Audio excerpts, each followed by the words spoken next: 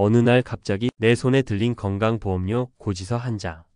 분명 나는 퇴직 후에 소득이 한 푼도 없는데 매달 20만 원, 심지어 30만 원을 내라는 통보에 하늘이 무너지는 기분을 느끼신 분들이 많으실 겁니다. 남편 연금 때문에 소득 없는 아내까지 날벼락을 맞았다. 평생 모아 마련한 집 한 채 있는 게 죄냐? 는 억울한 목소리가 여기저기서 터져 나오고 있습니다. 이 모든 혼란의 시작은 2022년 9월 건강보험료 부과 체계가 2단계로 개편되면서부터입니다. 소득과 재산 기준이 이전보다 훨씬 더 까다로워지면서 한 언론 보도에 따르면 당시 개편 후 4개월 동안에만 무려 29만 8천 명이라는 어마어마한 숫자의 사람들이 소중한 피부양자 자격을 잃었습니다. 이것은 더 이상 남의 이야기가 아닙니다. 바로 오늘 당신의 이야기가 될 수 있습니다. 얼마 전 한 언론에 소개된 60대 김정숙 씨 가명의 사연입니다. 김 씨는 별다른 소득 없이 월 100만 원 정도의 국민연금을 받으며 남편의 피부양자로 등록되어 있었습니다. 그런데 작년 평생의 동반자였던 남편이 세상을 떠나고 남편 명의의 아파트 과세 표준 5억 4천만 원을 상속받게 되자마자 날벼락 같은 통지서가 날아들었습니다. 재산 기준 초과로 피부양자 자격이 박탈되었으니 이제부터 매월 21만 원의 건강보험료를 내라는 것이었죠. 소득은 그대로인데 갑자기 21만 원이라는 고정 지출이 생긴 겁니다. 김 씨는 망연자실할 수밖에 없었습니다. 남편이 남기고 간 이 집이 이제 짐이 되었다니. 노후를 위해 성실하게 연금을 늘렸다가 오히려 독이 된 경우도 있습니다. 50대 후반의 박성호 씨 가명은 은퇴 후를 생각해 정부의 권유에 따라 국민연금 추납제도까지 이용했습니다. 그 결과 월 연금 수령액을 8만 원 정도 늘릴 수 있었죠. 하지만 바로 그 결정 때문에 연소득이 피부양자 탈락 기준인 이 0만 원을 아슬아슬하게 넘기고 말았습니다. 결과는 어땠을까요? 박 씨는 피부양자에서 탈락했고 월 15만 원의 건강보험료를 내게 되었습니다. 8만 원 더 받으려다 15만 원을 토해내는 정말 배보다 배꼽이 더 큰 황당한 상황에 처한 것입니다. 이런 일은 소득이 전혀 없는 주부에게도 예외가 아닙니다. 평생 소득 활동 없이 전업주부로 살아온 60대 이선영 씨 가명.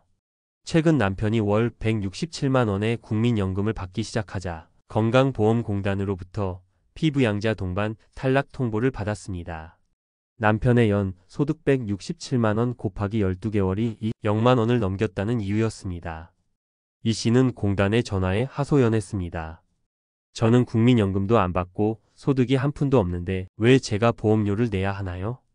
돌아온 답변은 규정이 그렇습니다. 라는 말뿐이었습니다. 왜 이런 일이 벌어지는 걸까요? 피부양자에서 탈락하면 당신은 자동으로 지역가입자로 신분이 바뀝니다. 바로 여기서부터 모든 문제가 시작됩니다. 지역가입자는 직장가입자와 달리 당신의 소득뿐만 아니라 당신이 가진 집, 땅 같은 재산까지 샅샅이 평가해서 보험료를 매깁니다. 내가 평생을 바쳐 마련하고 지금 살고 있는 바로 이 집이 갑자기 매달 꼬박꼬박 돈을 내야 하는 세금 폭탄의 근원이 되는 것입니다. 더 큰 문제는 소득을 계산하는 방식에 숨겨진 불합리함입니다. 한 보도에 따르면 공적연금 소득은 총액의 50%만 소득으로 보지만 잠시 아르바이트를 해서 번 근로소득이나 이자, 배당 같은 금융소득은 100%를 그대로 반영합니다. 이게 무슨 말이냐면 연금으로 0만 원을 받는 사람은 반영액이 500만 원이라 피부양자 자격을 유지하는데 잠깐 파트타임으로 1만 원을 번 사람은 그 소득 전부가 잡혀서 탈락하는 어처구니 없는 일이 발생한다는 겁니다. 소득과 재산만 신경 쓰다 뒤통수를 맞는 경우도 있습니다. 바로 부양 요건이라는 숨겨진 덫입니다. 예를 들어 퇴직 후 소득이 없어서 형제 자매의 피부양자로 들어가려고 해도 원칙적으로 같은 주소지에 살고 있어야 가능합니다. 아무리 소득과 재산이 없어도 따로 사는 형제 밑으로는 들어갈 수 없는 경우가 대부분이라는 사실을 아는 분은 많지 않습니다.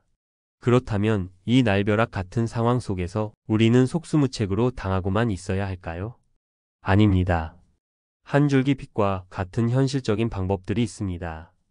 가장 먼저 퇴직 후 갑자기 폭탄 수준의 지역보험료 고지서를 받았다면 이 제도를 반드시 기억하십시오. 바로 임의 계속 가입 제도입니다. 퇴직하기 직전 직장에서 내던 수준의 보험료를 최대 3년까지 그대로 낼 수 있게 해주는 제도입니다. 예를 들어 지역 보험료가 35만 원으로 나왔어도 직장에서 월 20만 원을 냈다면 신청만 하면 3년간 월 20만 원만 낼 수 있습니다. 하지만 골든타임이 있습니다. 반드시 퇴직 후 처음 받은 지역 보험료 고지서의 납부 기한으로부터 2개월 안에 신청해야만 합니다. 다음으로 정부의 한시적 감면 혜택을 확인해야 합니다. 정부는 갑작스러운 부담을 줄여주기 위해 피부양자 탈락자에게 2026년 8월까지 한시적으로 보험료를 깎아주고 있습니다. 첫 해는 80%, 그 다음에는 60% 하는 식으로 매년 감면율이 줄어드는 구조입니다. 당장의 부담을 크게 덜 수 있으니 고지서를 꼼꼼히 확인하고 감면이 제대로 적용되었는지 꼭 살펴보셔야 합니다. 때로는 최후의 수단이 필요할 때도 있습니다. 합법적인 세대 분리입니다. 자녀의 높은 소득과 재산 때문에 부모님 보험료까지 폭등하는 경우가 생각보다 많습니다. 한 신문 기사에 따르면 연봉 800만 원의 아들과 함께 살던 어머니의 건보료가 월 41만 원에 달했지만 어머니가 실제로 다른 곳으로 거주지를 옮겨 단독 세대를 구성하자 월 5만 원으로 크게 줄어든 사례가 있었습니다. 물론 서류상으로만 주소를 옮기는 위장 전입은 불법이며 절대 해서는 안 될 일입니다. 결국 가장 중요한 것은 사전 점검입니다. 피부양자 탈락은 결국 소득과 재산 기준을 넘겼기 때문입니다. 은퇴하기 전 내 금융소득이 연이 0만 원을 넘지 않는지, 내가 가진 부동산의 과세표 준액이 3억 6천만 원을 초과하지는 않는지 미리 점검해야 합니다. 필요하다면 자녀에게 사전 증여를 하거나 금융 포트폴리오를 조정하는 등의 장기적인 관리가 반드시 필요합니다. 오늘 우리가 나눈 이야기들은 결코 남의 일이 아닙니다. 정말 억울하다는 감정적인 호소만으로는 아무것도 해결되지 않습니다. 이제 이 문제를 갑작스러운 날벼락이 아니라 은퇴를 준비하는 과정에서 반드시 풀어야 할 예상 문제로 인식을 바꿔야 합니다. 지금 당장 3가지를 점검해 보십시오. 첫째, 나의 현재 피부양자 자격은 안전한가? 둘째, 만약 탈락한다면 나의 예상 보험료는 얼마일까?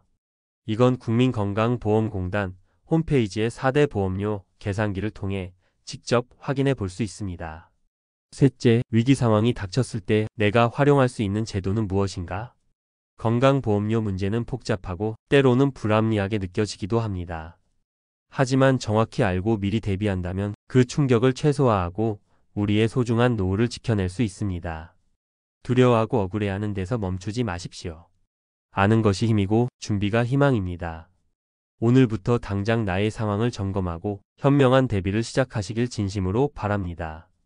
오늘 내용이 도움이 되셨다면 또는 비슷한 고민을 하고 계신 분들이 있다면 댓글로 여러분의 소중한 생각과 경험을 나눠주세요.